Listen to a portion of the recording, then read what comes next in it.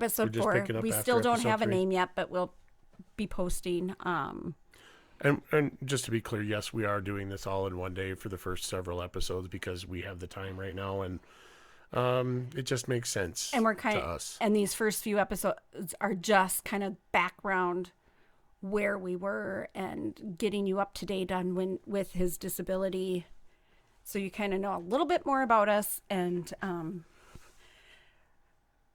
just kind of how we're able to deal with this disability, I guess. Meanwhile, back at the ranch, We decided, one day I just kind of looked over at him and said, "Let's have a baby." to which I replied, sounds like fun. I was not thinking about the baby. No, but remember, we're keeping this rated G. So he was working. I was working full time. We moved way out to the southwest of the Twin Cities area. If you know, it's a little community called Arlington. And we were commuting. Well, you were doing some student teaching, or not student teaching. You did substitute teaching. I was doing teaching and working at Target Boutique. Yeah. And I was working for the large national rental company, and things were doing pretty good. Was that 99? 99, 2000? Yeah. Yeah. It was 2000. 99, 2000. Mm-hmm. Middle of 2000, my wife comes to me and says, I think we have a pretty good life. There's something missing. I mean, it was basically the scene out of... It was early 2000 that I came to. It was the scene out of Lady and the Tramp. I mean, we had no dog, but it was that we have the perfect family, but we need more. So, yes, in earnest, we begin that journey. And I don't know, what do you want to say? Well, we did. It was very easy for us to get pregnant. I say us, even though I was pregnant. Well, I mean, it does take two to tango. It does. And we had our first child, boy number 1. April of 2001. Yep. Which is probably more information than we should put on the internet, but it's done now. Yep. Boy child. He was a difficult birth for reasons that have nothing to do with him. You have some unique structural things. Yes, but I did not know that until several years later. We didn't know that until after all of our kids were born. Yep. And we might get more detailed about that later, but it was very difficult. I ended up having to have an emergency C-section. Which, again, was not anything we ever figured on or planned or knew about. But yeah, when he was born, it's surprising that we actually had more children because he did not want to sleep. He didn't. Still doesn't want to sleep. Well, I think he does sleep more than he did then. But he did not want to sleep. He did not sleep any longer by himself for 10 minutes at a time. It was very difficult. A lot of nights sitting up and me sleeping in the chair holding him because he would cry unless you were holding him, so he was very colicky. So it's kind of something that I did, holding him because I didn't want him to keep him up because he was working. Yeah, and at that point in time, you didn't work the last 3 months of your pregnancy, really. Did you work Target? I worked Target until the first part of April. I actually worked. Oh, you did work. She work. Worked. Well, that tells you how involved I was. Yes, until the first part of April, and then I just couldn't do it anymore. And the first 6 months, he was born mid-April. Yeah, after the first 6 months, I don't think you worked much. No, you were recovering. I did not work until he was about 11 months old. Yeah, I went back to work. But also in that time, your dad. My dad had a cardiac event. And that's all I'm going to say about that right now. Because I always have this need to be... I don't want to say the hero, but I want to do the right thing for people. And that was used against me in a manipulative and terrible way. They had asked us if we could move in. My parents. Yep. His parents asked us if we could move in with them to help them. And it would be a way that we could save money so that then we could go ahead and purchase Save no money. Our None. own house. So at that time we thought, oh yeah, this will be a good idea. However, not a good idea to move in with your in-laws or your parents with a 2-month-old. It was a fantastic disaster. And living in it in the moment, you don't see it for what it was. But I should have known better. I was old enough to know better. I knew my parents well enough to know this was never going to be something that really worked. And it wound up just costing us emotionally, physically, financially. It was a bad decision. It was hard. And more bad decisions came out of it. It did. When our oldest was 6 months old, Scott drugged me to the doctor because No. That needs to be rephrased. I did not drug her and take her to the doctor. I said, you need to go to the doctor. And I held her hand to do it. Yes. I did not drug her to the doctor. That did not happen. He dragged me to the doctor, kicking and screaming and fighting the whole way. He suspected that I had postpartum depression, but at that point in time, in my mind, postpartum depression there was a lot of cases at that time that came out where mothers were hurting their children, and that's not where I was. I was not in that. It was just I did not want to go do anything. I just stayed in the house.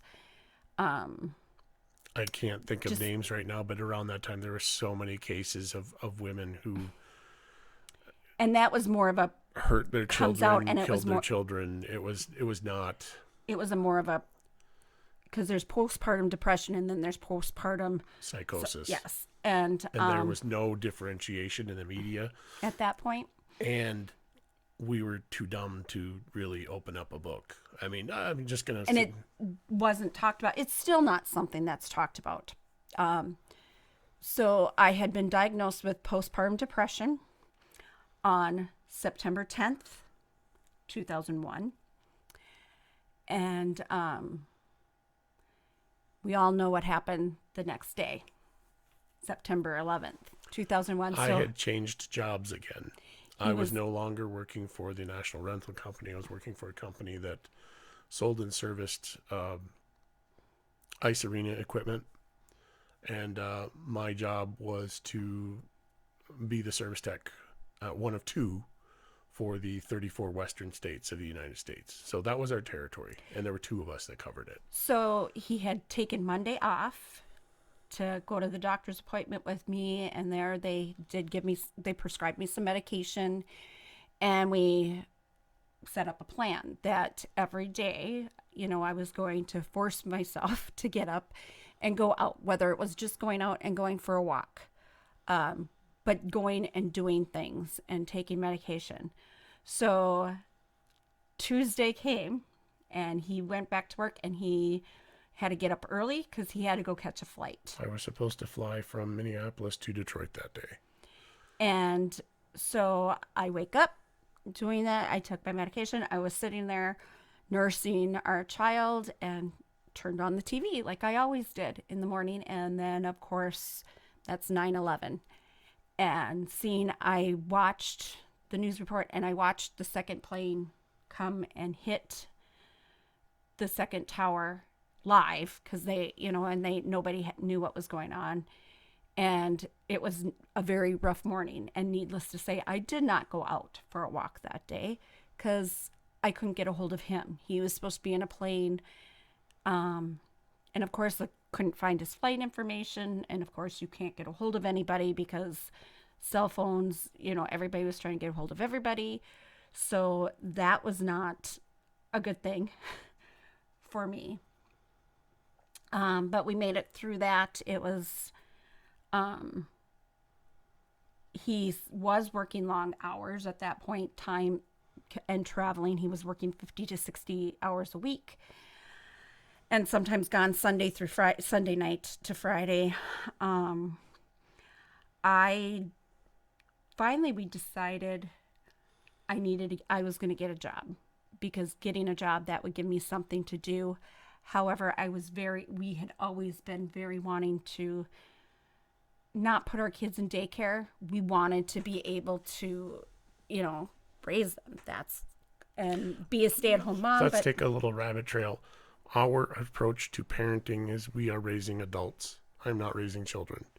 And in order to raise an adult that is socially, financially, ethically responsible requires interaction and practice making good decisions. So that's the way we approached child rearing, I guess if you put it that way. And for us, that was the most important thing. Finances, our emotional well-being, our physical well-being took a second to our children at every turn. yeah. Did we do everything right? No, absolutely not. And I will never claim that. And hindsight is always 2020. Unless you're sitting on your butt and then you can't see it at all.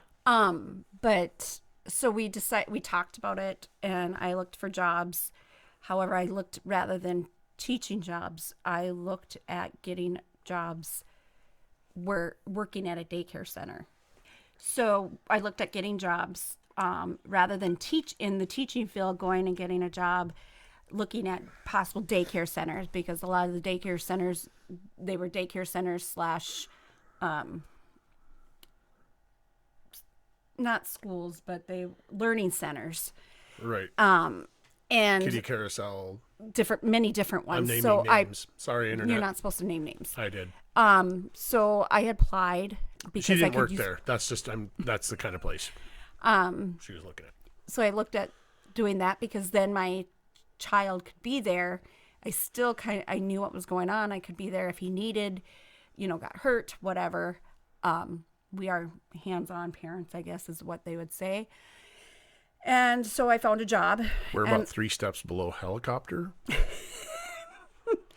And that was probably, yeah. Okay. So I went back to work. We figured that would help with because at this point we weren't really saving money like we wanted to. We weren't able to put money away. There was no way in that situation that we were going to ever save money. But looking at it now, that's the hindsight 2020 vision at this point. At the time, we just thought, okay, we're still not making enough money to be able to put money away. So we figured if I got a job, that money we could put away. But for some reason, the more money we made, the more money that got spent for different reasons. Well, again, living with your parents after you're married and have children is never, there's a cat crawling out of my head again, is never,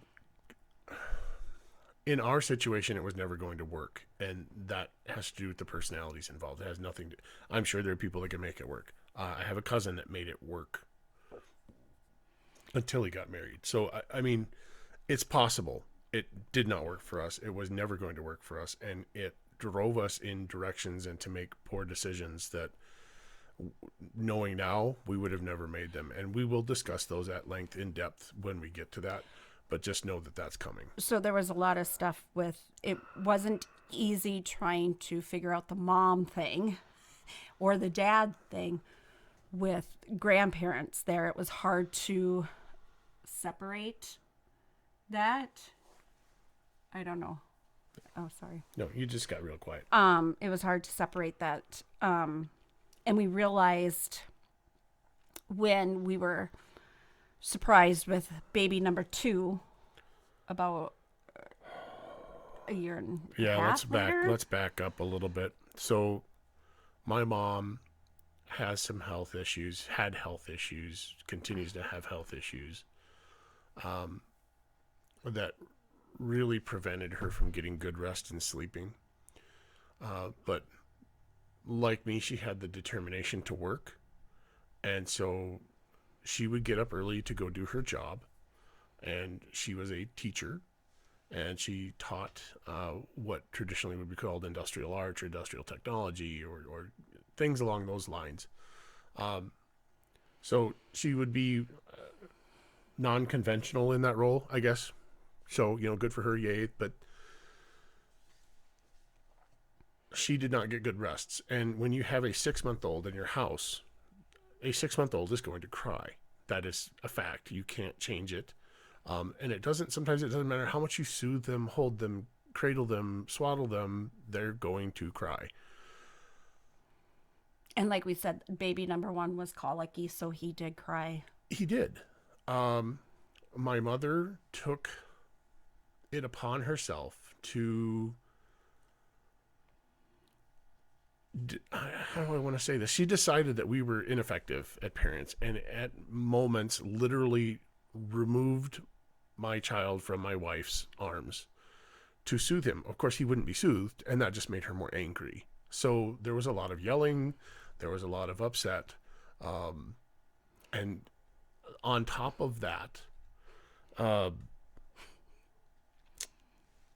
Shannon, who's struggling with postpartum depression, taking drugs for that, finds out that she's pregnant. And at that point, I think she was actually afraid to come to me and talk to me about it. And at this point, we had lived with your parents for about 15 months. Yeah, this was not a short-term deal anymore, and we couldn't escape. We had nowhere to go. Not and stay in the area. That was a big part of it. We finally. Where do you want to go with the? Do you want to go with the moving situation, or do you want to go with the? We knew we needed to leave. And then I found out I was pregnant with number 2. Now, we had always talked about having another child. This was just not our timing. We didn't plan this. This is just what happened. Of course, anybody that's been on birth control pills knows that, if you sneeze wrong, they're not effective. Yeah. We didn't know that. And, who reads the 43 pages that comes with the pills? And the birth control pills that I was on was less effective the more overweight you were. So if you were on antibiotics, or if you took something for a sniffle, or if anything. And needless to say, but we're not tiny people. I mean, we're just not. Anyways, baby number 2. Now, I was happy, but yet concerned and scared, because it's like our situation. This is not the situation you want to bring another baby into. And how at this point can we move if we're having baby number 2? And right. And through all of this, my mother had come to me a couple of times and said, I'm worried that Shannon is going to hurt the children. I want you to divorce her. Dad and I will pay for the divorce so that you can get the children. And where are you even coming with this? So there was a lot of drama, a lot of upset, a lot of anger, a lot of mismanagement of people and emotions. And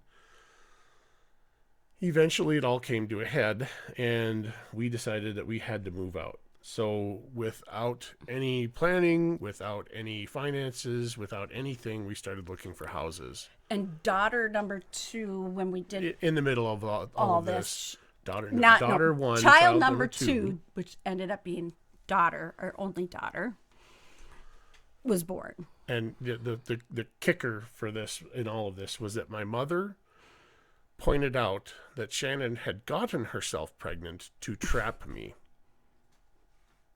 This is our second child, Mother. And we've been married for... Oh, man. It was, by the time she was born, it was almost 4 years. No, it was longer than that. Oh, she was in 98, 99, 2001. It was 5 years. It was 5 years. Uh-huh. So, I'm pretty sure I was pretty well committed at that point.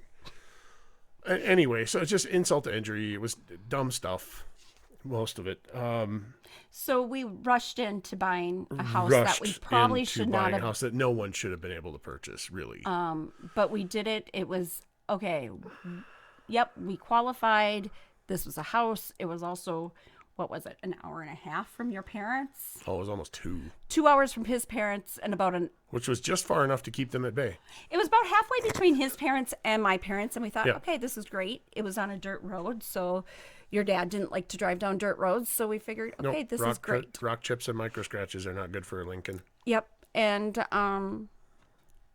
we moved. We had our oldest was 3, and our daughter was 18 months. somewhere in there. Nope. When we moved, she was only about 10 months. Oh, 10 9 months. months. Sorry. Yeah. Yep, I'm confused. It was Like I about said, 10 months because you know then, what I know from this era? I went to work, I came home, I slept, I went back to work. That's what I remember. and lo and behold, needless to say, found out number 3 was on the way too, which we can get into more with the housing situation and that in the next episode. And that's kind of where we were. It was rough. And during all of this, though, we realized we loved each other. We wanted our marriage to work. And that was the thing. Even with everything going Right. on with his parents, he always chose me. He said, "This is the woman I married. She's my wife. She is who I'm going to be with I think the important thing there is the choosing. every day." It is a choice. It is effort. It is commitment. And if you need help understanding any of the definitions of those words, we can work that out. But it is not. It's not happenstance. It's work. It's effort. It's time. It's investment. It's all of those things. And if you're marrying for money, my great aunt had a great saying: if you're marrying for money, you will earn every penny. Because it's not fun. There's nothing about it that's wonderful. I look around at people that I know intimately, and I look around at our marriage, and I can make comparisons, and I know that we are truly, truly wealthy in a way that most people will never understand. And you know what? It's not something that I say that it's good enough. It's so wonderful. It is so wonderful. And unless you work at it, you're never going to experience it. And it is. It is a choice every single day. It's a choice to love that person no matter what and choose that person, because we're going to live. It's literally when we said our vows, it was till death do us part. And that's literally what we're going to do. So, on that note, we're going to part. I'm Scott. And I'm Shannon. And we'll see you next time. Bye.